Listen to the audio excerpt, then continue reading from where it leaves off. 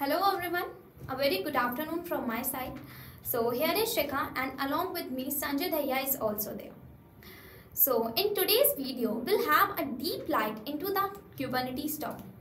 Okay, so basically we're going to cover up the Kubernetes topics such as we're going to have a discussion on Kubernetes cluster, Kubernetes port and etc. and what are its advantages, disadvantages, services, each and everything we will going to discuss in today's video.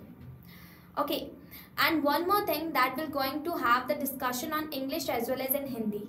So for that, let's discuss the lecture and without wasting our time. So my first question under Kubernetes is that how we can register worker node into the cluster. And the answer behind this question, Sanjay will going to tell you. तो जैसे कि शिखा ने आपको बोला, question आपका ये है कि आपका Kubernetes क्लस्टर रनिंग है और फर्दर फ्यूचर में और भी अगर आपके वर्कर नोड्स आते हैं तो आप उन्हें क्लस्टर में कैसे ऐड करेंगे। तो सबसे मेन इंपॉर्टेंट पॉइंट तो आपको पता होना चाहिए कि आप एक क्लस्टर के अंदर क्लस्टर को तैयार कैसे करते हैं। तो क्लस्टर को तैयार करने के लिए दो मोड होते हैं, या तो आप क्लस्टर को कंट्रोल प्लेन मोड से कॉन्फ़िगर कर रहे हैं या फिर आप क्लस्टर को सिस्टम डी मोड से कॉन्फ़िगर किया है, right. Like system D means like hardware mode. तो अगर हमारा क्यूबरनेटिस का जो सेटअप है वो कंट्रोल प्लेन मोड से सेटअप हमने किया है या फिर हार्डवेयर मोड से सेटअप किया है वर्कर नोड, तो तब भी हमें क्लस्टर में ऐड करने पड़ते हैं फ्यूचर में, ठीक है। तो अभी के सिनेरियो में ऐसा समझो कि हमारा जो मास्टर नोड तैयार हुआ है ये कंट्रोल प्लेन मोड से तैयार हुआ है, लाइक स्क्रिप्ट को चला के। तो आपने देखा कि जब भी आप जिस नोड में बैठ के आप कमांड चलाते हो क्यूब स्लाइस, तो वहाँ पर सारे कंपोनेंट्स लाइक आपके API server, database, scheduler, controller, Q proxy, ये सारे पॉड के अंदर कॉन्फ़िगर हो जाता है, ठीक है। कॉन्फ़िगर होने के बाद फिर आपको ना एक टोकन प्रोवाइड कर देता है और कहता है कि इस टोकन को आप यूज़ करो वर्कर नोड को क्लस्टर पे ऐड करने के लिए। यहाँ तक ये आपकी सिनेरियो है। अब इसके आगे क्वेश्चन स्टार्ट होता है इंटरव्यूअर का। क्वेश्चन लाइक कि जो टोकन है आपके पास, जो टोकन आपको मिला है, ये टोकन का एक्सपायर टाइम क्या होता है।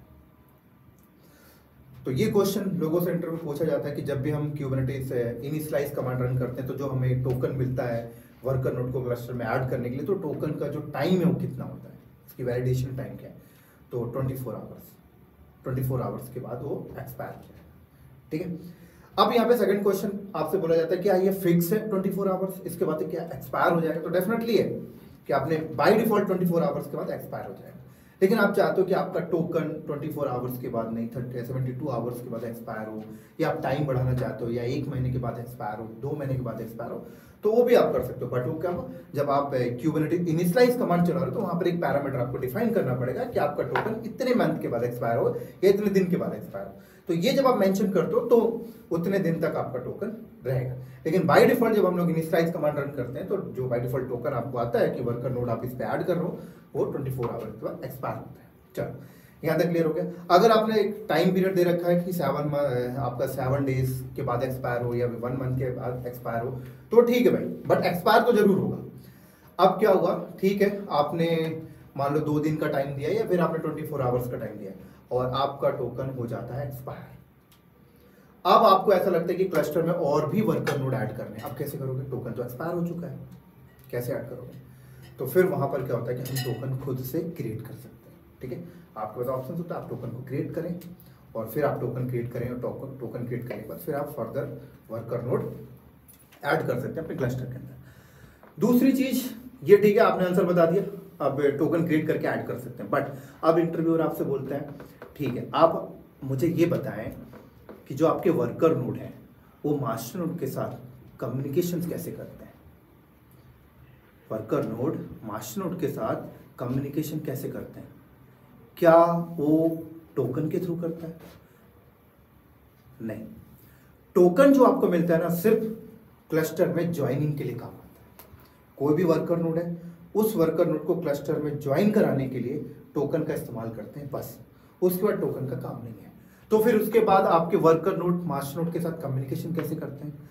तो आपका वर्कर नोड मास्टर नोड के साथ कम्युनिकेशन करता है सर्टिफिकेट के साथ, एसएसएल सर्टिफिकेट के साथ। ये नोट डाउन कर लेना।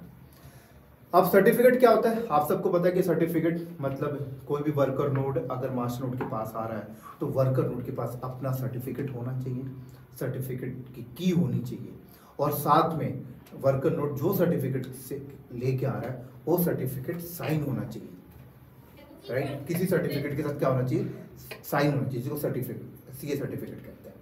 तो ये सारा प्रोसेस क्या होता है कि जब भी अगर हमें कोई वर्कर नोड को अपने क्लस्टर के अंदर ज्वाइन कराना है तो आपके पास एक सेंट्रलाइज सर्टिफिकेट होता है जो सबको सर्टिफिकेट साइन करके देता है। तो उस सर्टिफिकेट के थ्रू आप तो पहले क्या करोगे, वर्कर नोड में आपके पास वर्कर नोड में आप सर्टिफिकेट क्रिएट करोगे। अब सर्टिफिकेट बनाने का प्रोसेस क्या होता है, ये सब लिनक्स में आपको पढ़ाया गया है कि पहले आप की बनाते हो, की के बाद आप CSR बनाते हो, CSR के बेस पर आप सर्टिफिकेट बनाते हो, फिर वो आपकी जो मेन सीए सर्टिफिकेट होता है उसके थ्रू आप साइन करते हो। ये सारा प्रैक्टिकल हमने अपनी कुबरनेटिस के क्लासेस में कर रखे हैं, राइट। और आई थिंक कुबरनेटिस का डे 5 या 6 जो हमारा क्लासेस चलता है वहाँ पे लाइव क्लासेस में सारा प्रैक्टिकल भी हमने परफॉर्म किया, बट यहाँ पे मैं आप लोगों को सिर्फ थ्योरी कॉन्सेप्ट एक्सप्लेन कर रहा हूँ।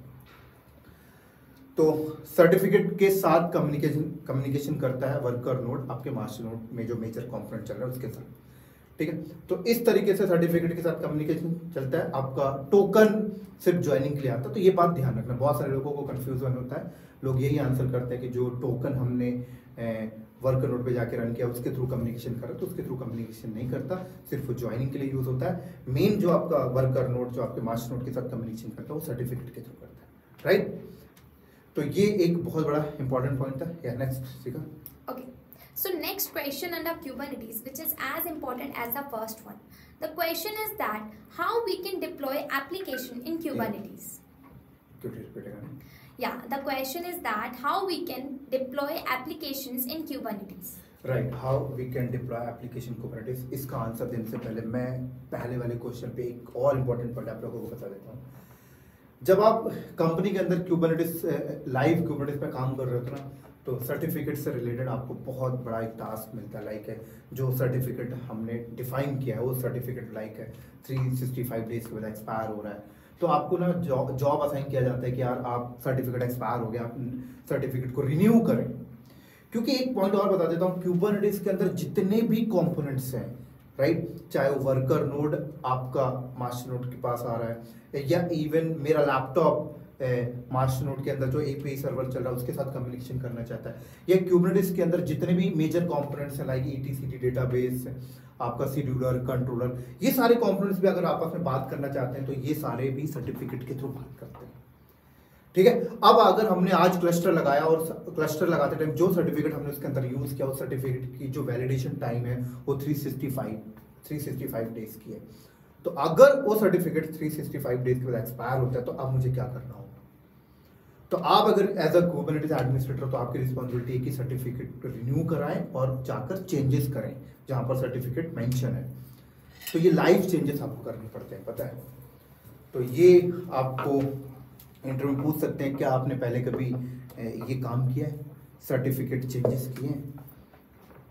तो ये जरूर इसका प्रैक्टिकल करके जाना आप जब भी इंटरव्यू में जा रहे हैं। तो ये सारा प्रैक्टिकल मैं अपने लाइव क्लास में करके दिखाया मैंने। तो अगर आप देखना चाहते हैं कि ये चीज़ें कैसे करते हैं तो आप मेरे लाइव क्लास को ज्वाइन कर सकते हैं, राइट। सेकंड क्वेश्चन सीखा का क्या था कि how we can deploy application in Kubernetes, क्या मेथड क्या है? तो बेसिकली 3 मेथड से आप कोई भी एप्लीकेशन डिप्लॉय कर सकते हैं कुबरनेटिस के अंदर। लाइक फर्स्ट मेथड आपका कमांड लाइन, आप कमांड लाइन को परफॉर्म करके कर सकते हैं। सेकंड मेथड आपका फाइल मेथड, आप सबको पता है कि कुबरनेटिस में YAML फाइल क्रिएट करो, फाइल मेथड के थ्रू आप कर सकते हो। बट एक इंपॉर्टेंट पॉइंट ये है कि कुबरनेटिस वाले कहते हैं कि आपको हमारे पास जितने भी रिसोर्सेज, आई थिंक इनके पास जो टोटल रिसोर्सेज है 96 के करीब टोटल रिसोर्सेज हैं, ये सारी रिसोर्सेज आप फाइल मेथड के थ्रू बना सकते हो, बट कमांड लाइन मेथड के साथ सारे रिसोर्सेज आप नहीं बना सकते हो, ध्यान रखना। तो कमांड लाइन से आप काम तो कर सकते हो, बट जैसे इनके पास 96 रिसोर्सेज अभी करंट में है, तो आप आई थिंक 40-50 रिसोर्सेज हैं जो कमांड लाइन से बना सकते हो, बट कुछ ऐसे रिसोर्सेज हैं जो आप नहीं बना सकते, लाइक रेप्लिकेशन कंट्रोलर आप फाइल मेथड से, कमांड लाइन मेथड से नहीं बना सकते हो, आप फाइल मेथड में ही आपको मूव करना पड़ेगा। ऐसे बहुत सारे रिसोर्सेज हैं जो आप कमांड लाइन मेथड से नहीं बना सकते, आपको उसे बनाना है तो फाइल मेथड में आप और फाइल मेथड में कैसे बनता है, सारी चीजें मैंने करके आप लोगों को प्रैक्टिकल में भी दिखाया लाइव क्लास के अंदर। तीसरा पॉइंट है कि आप ग्राफिकल मेथड से लाइक GUI मेथड से भी आप कुबरनेटिस में रिसोर्सेज को तैयार कर सकते हो, लाइक डिप्लॉयमेंट को क्रिएट कर सकते हो, अपनी एप्लीकेशन डिप्लॉय कर सकते हो। बट कुबरनेटिस क्या करता है कि मेरे पास कोई ऐसा नेटिव फीचर नहीं होता जो मैं आपको ग्राफिकल प्रोवाइड करूं। अगर आपको कुबरनेटिस में ग्राफिकल वे से एप्लीकेशन वगैरह डिप्लॉय करना है तो आपको थर्ड पार्टी एप्लीकेशंस इंटीग्रेट करनी पड़ेगी, राइट। तो कभी भी आपसे कोई इंटरव्यू पूछता है कि भाई 3 मेथड बता दो कुबरनेटिस में एप्लीकेशन डिप्लॉयमेंट करने के लिए, तो पहला मेथड क्या हो गया आपका, like first command line, second है आपका file method and third is the graphical GUI। But अगर अब थोड़ा सा एडवांटेज अगर हम ओपनशिफ्ट के साइड देखें तो ओपनशिफ्ट वाले आपको नेटिव फीचर्स अपना प्रोवाइड करते हैं ग्राफिकल मेथड, ठीक है। या next third. Okay. The last question under Kubernetes is that how to check Kubernetes services. Right. कई बार इंटरव्यू में आपसे क्वेश्चन पूछते हैं कि यार मुझे चेक करना है कि कुबरनेटिस के अंदर टोटल कितने रिसोर्सेज हैं।